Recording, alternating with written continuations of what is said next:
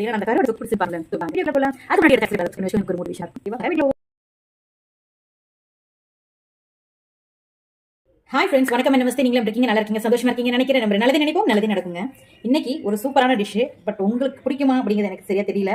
ஒரு சிலவங்களுக்கு பிடிக்கும், ஒரு சிலவங்களுக்கு பிடிக்காது. ஸோ அந்த மாதிரி தான் இன்னைக்கு வந்து பார்த்தீங்கன்னா கருவாடுங்க, துண்டு கருவாடு சொல்லணும் இல்லையா அது. ஸோ இந்த கருவாடு வந்து நான் வீட்டிலே செஞ்ச கருவாடு, நல்லா காஞ்சிருச்சு.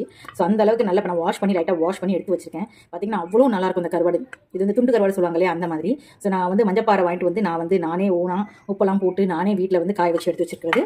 ஸோ அந்த கருவாடு எடுத்திருக்கேன் நான். அப்புறம் வெங்காயம் வந்து நான் கொஞ்சம் நிறைய வேணுங்கிறதுக்காக ஒரு பெரிய வெங்காயம் இருக்கும் இல்லையா, அந்த பெரிய வெங்காயம் இருக்குல்ல, அந்த சைஸில் நான் ஒரு வெங்காயம் எடுத்துக்கேன்.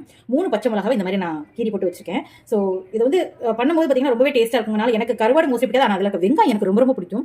அதனால நான் வெங்காயம் தான் சாப்பிடணும். அதனால இது வந்து சின்ன சின்னதாக வந்து அதை நம்ம உதுத்து விட்டுக்கலாம். அதனால ஒன்றும் ப்ராப்ளம் இல்லை. ஸோ வாங்க டக்குன்னு நம்ம போய் பார்க்கலாம் இன்னைக்கு அப்படிங்கிறது. அடுப்பை பற்ற வச்சாச்சு. கொஞ்சோண்டி